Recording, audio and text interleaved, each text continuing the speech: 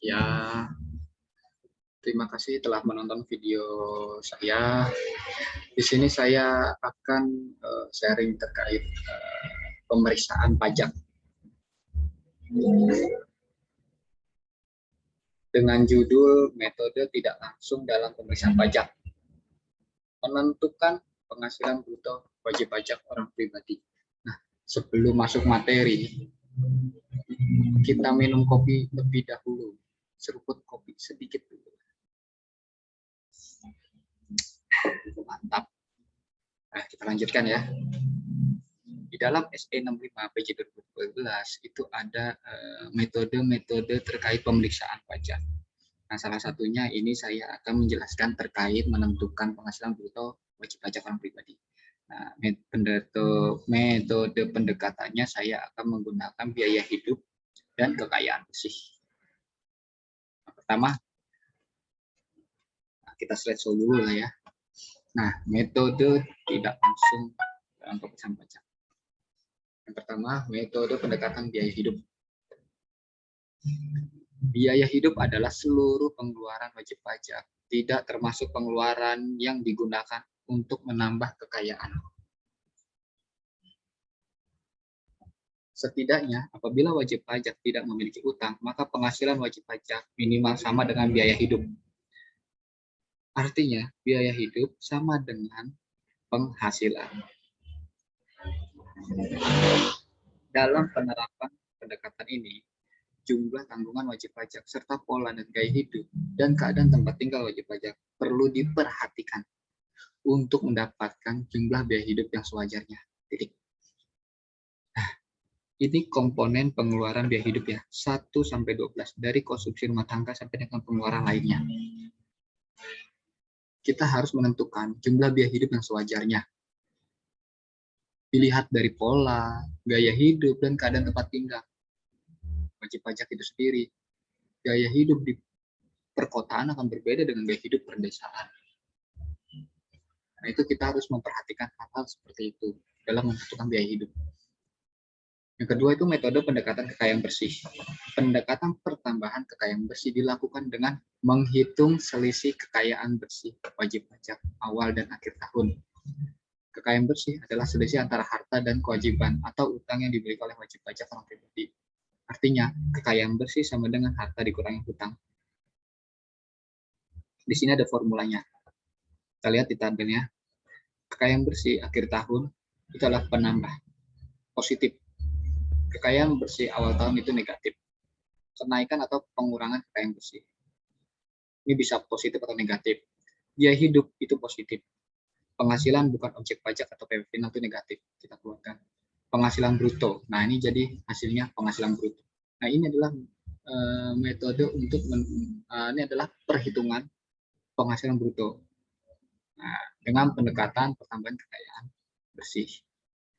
Saya akan memberikan contoh agar lebih paham. Di sini ada wajib pajak bernama Hoki Anwar tahun 2018. Hoki Anwar sudah merincikan biaya hidupnya ya. Dari nomor 1 sampai 13. Dari biaya dapur sampai cicilan rumah. Di biaya hidup Hoki Anwar itu ada yang per bulan dan ada yang per tahun. Informasi dari Hoki Anwar.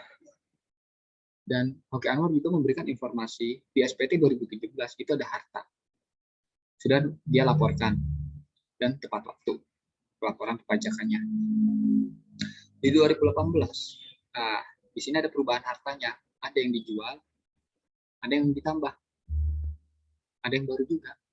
Nah, keterangannya adalah Dotoya Barir dijual pada akhir tahun 2018 275 juta. Berapa penghasilan bruto Hoki Anwar 2018? Kita perhatikan terlebih dahulu harganya. Nah, di sini ada perubahan ya. Baik, kita cari penghasilan brutonya. Pertama, kita harus setahunkan biaya hidup Hoki Anwar. Karena ada beberapa biaya hidup yang per bulan. Kita setahunkan terlebih dahulu, lalu kita jumlah total keseluruhannya. Didapat 268.800.000. Berikutnya kekayaan harta Hoki Anwar. Di 2017 berapa? 2018 berapa? keterangannya sebelumnya adalah Yotoya Barir dijual akhir tahun 2018 275 juta. Maka tadinya mobil akan berubah jadi cash ya, 275 juta. Nah, ini kita jumlah 2017 berapa, 2018 berapa.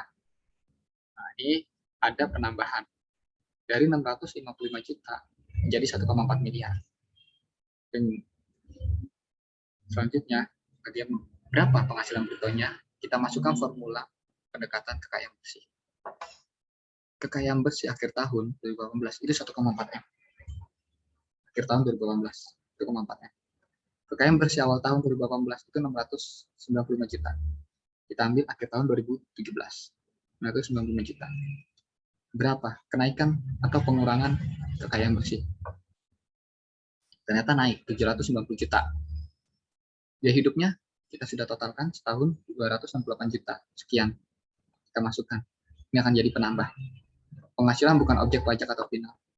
Kita harus kurangkan karena di dalam 790 juta itu ada komponen yang memang bukan penambah penghasilan ya, atau bukan objek pajak. Nah, kita cari. Di sini ada mobil Yotoya Barir. Mereka jual, Oke Anwar jual 275 juta. Di orang pribadi itu kan tidak ada penyusutan. Dan ini akan berubah jadi kas. Bukan menambah penghasilan. Terus kafling tanah, warisan 400 juta. Nah, ini kan warisan itu kan bukan objek pajak.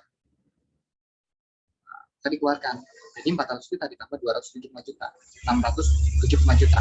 Maka dimasukkan penghasilan bukan objek pajak atau PPh 675 juta. Nah, berapa penghasilan brutonya? Maka penghasilan bruto dari Oke Anwar ada 383 juta 800 ribu. Dari 790 juta ditambah 268 juta dikurangi 675 juta, itu 387 juta. 383 800 ribu rupiah. Ini adalah metode pendekatan biaya hidup dan metode pendekatan kekayaan bersih untuk mencari penghasilan bruto wajib pajak orang pribadi. Mungkin sampai di sini saja sharing kita. Semoga bermanfaat. Nah, berikutnya saya akan membuat video terkait metode pendekatan tarik tunai dan bank serta metode uji arus piutang. Semoga bermanfaat ya. Terima kasih.